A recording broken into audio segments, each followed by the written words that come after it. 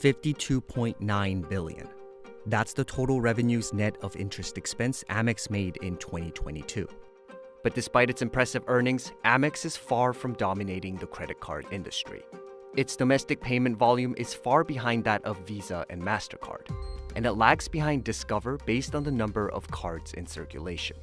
It's a difficult business for American Express to be in, given the threats posed by Visa and Mastercard. What they've leaned into are people who use the card a lot, spend a lot of money, and pay it off. And they're willing to cater to that crowd by giving them premium perks, whether that's at the airport or things they can use every day. Whether that's a Walmart Plus membership or Uber Cash or things that keep you using that card, keep it at the top of your wallet.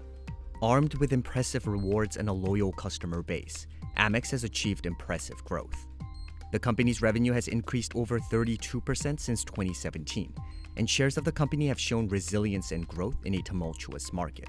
AmEx, I would think of them as a bit more of what we call a quality compounder, like a very steady, stable business, growing revenues high single digit to 10%, and then they get a little bit of operating leverage on top of that. They grow earnings like in the low double digits. They've learned a lot through COVID. They've diversified their business model. They've sharpened their pencils on what matters to their customers, and it's really showing, and they're coming back strong. So what is the secret to Amex's success, and where is it headed next? American Express began as a freight forwarding company in 1850, transporting various goods across a rapidly expanding nation. It wasn't until the late 19th century that it began its transformation into a payments company. It began to introduce financial products and travel services. Then, in the 1950s, following its high success from traveler checks, it introduced its first charge card to offer customers a more convenient way to pay. Where the brand truly begins as we know it today, in my opinion. And they've had multiple products come out, the gold card, the platinum card, and really focusing on the consumer and the corporate card business. What sets Amex apart from the rest of the industry is the way in which their network operates. Most credit cards from companies like Visa and Mastercard function in what's called an open-loop system. When a cardholder uses the card in their network to make a purchase from a merchant, they generate revenue by relaying that information from the issuers, usually the banks that have issued the cards, to the acquirers, or the merchant's bank. Amex, on the other hand, operates in a closed-loop system, where it functions as the issuer, the acquirer, and the network combined. Amex is different from Visa and Mastercard because Amex is a lender. Visa and Mastercard are merely card networks, so they process transactions, but they're not actually issuing credit. American Express is both. They are a lender of credit and also a card network, a processor of transactions. That really enables them to see exactly what their customers are spending down to the item and have all that extra data where they can then advertise or target different reward spends across that. That's going to be very different than what Visa and MasterCard can see, which would be just really total dollar amounts. It allows them to tailor some of those deals, especially on the merchant side. If there's a reason why they want a specific merchant's business, they can change their normal terms in order to fit that situation. They don't have to worry about a bank being upset about what those terms are, whereas Visa and MasterCard would. This closed-loop system also allows Amex to earn money from interest, unlike Visa and MasterCard. The company generated about $9.9 billion in net interest income in 2022.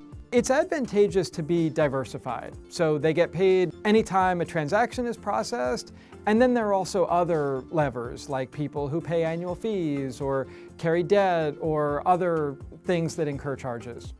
But interest income is just the tip of the iceberg when it comes to Amex's total revenue. Discount revenues, or fees charged to merchants that accept its cards, brought in more than $30 billion in 2022, contributing to more than 58% of Amex's total revenue net of interest expense for that year. They charge a premium to their merchants to take their cards, and the merchants are willing to pay that premium because American Express is bringing them the most affluent, biggest spenders. They make the discount revenue off of the swiping. And so they charge the merchants a certain discount rate, 2.5 or so, it depends. This can vary by merchant size, actually. But a lot of their revenue, unlike their competitors, is coming from this swipe fee versus net interest income. Because of its reliance on discount fees, big spenders are Amex's most important asset. Recent reports claim that Amex card members spend on average 3 times as much annually as those who aren't members. Amex targets these affluent cardholders through a spend-centric model that focuses on generating revenues primarily by driving spending on its cards. That's where rewards come in. In just 2022, Amex spent almost $17 billion providing services and rewards to its card members. When they talk about a spend-centric model, they're really talking about being your go-to card. And I think a really good example of this is the Amex Platinum Card, one of their flagship premium products. On the face of it, this is a travel card, and it has a lot of travel benefits with rewards and airport lounges and all that fun stuff. But you can also get a free Walmart Plus membership, and you can get a whole bunch of other everyday kind of credits.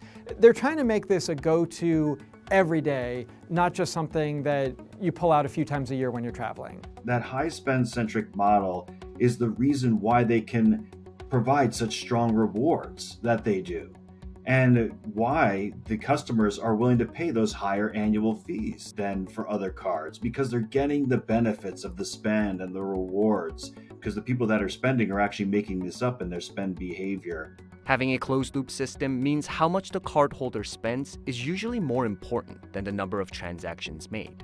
Amex also utilizes the immense information gathered through its closed-loop system to create offers that attract and retain customers. A lot of the tricky part about rewards programs in kind of big, kind of more mainstream cards is that the rewards are a little bit of like ad hoc. Like they might have very cool, interesting rewards, but they might not be things that you as the consumer value. In American Express's case, because of that closed loop dynamic and because they know you and they know the merchant, they can create rewards that feel to you as the consumer like this program was custom designed for me. Like they can go out and recruit all of the top hotels and all of the top restaurants and have specialized offers and specialized rewards and stuff to bring consumers, the affluent consumers, to those hotels, to those restaurants, and everyone sees benefits from their role in the middle of connecting those dots. Having an affluent customer base also gives the bonus advantage of decreased credit risk. Delinquency rates for Amex have remained substantially lower compared to other major issuing banks. Credit losses through the cycle will move really closely with unemployment, as you would expect. If you think about the changes in unemployment, they roughly go up between 1.7 times and 2.25 times in a recession. And the prime credit card issuer will see roughly that same sort of increase in credit losses over that time frame. Whereas an American Express could actually see a little bit less than that. So if it was to go up 2 times, you might see American Express go up 1.8 times. And so that makes a big difference as far as the cyclicality of the business, the overall risk to earnings and returns. It's really one of the reasons why investors kind of focus on this stock in a downturn. It's considered a safety play, and that's why we're outperformed with the stock today. In recent years, Amex has begun to diversify its customers further, mainly targeting millennials and underbanked Americans. I really think that Amex is doing a good job winning over younger customers as well. They've talked about how about 60% of their new card acquisitions are Gen Z and millennials. And I think they've done some creative things there with experiences, whether it's travel or dining or exclusive concerts, like they did one with Jack Harlow. And they're just trying to reach a younger audience that will be the leaders and heavy spenders of tomorrow. Amex has also made meaningful investments in scaling and improving its technology, allowing its offerings to be more competitive against the rise of alternative premium cards. They continue to make progress abroad. They were actually the first US-based credit card issuer to win approval in China, and they're partnering with local brands there to really tap into that increasingly affluent consumer audience. in Europe, this is like France, Germany, credit card adoption, both by affluent consumers and by small businesses, is much lower than it is, say, in the US, the UK, and Australia, where it's quite high. And so there's a huge amount of just growth opportunity. I think increasingly they're also tech companies in a way that, whether that's the apps and the web experiences that they provide, or all of the data that they're gathering. Some people say that a concept like buy now, pay later could be a big threat to the AmEx model. They actually were the first traditional credit card issuer to unveil their version of that. A few years ago, they came out with Amex Pay It Plan It, which I think again speaks to offering something for everybody. The biggest threat for Amex is the competition within the credit card industry. To me, the biggest weakness or danger for American Express really is that marketplace power of Visa and Mastercard and what they may decide to do with it, which may or may not be anything that American Express can control. The value that they are able to offer from the closed loop model is distinctive and unique.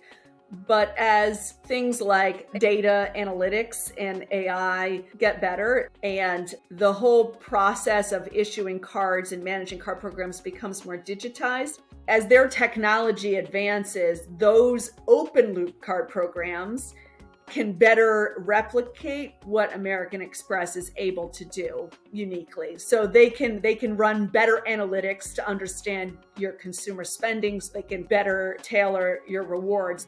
But while loan loss provisions have increased following a period of high inflation, experts believe that Amex is more than ready to weather a possible recession.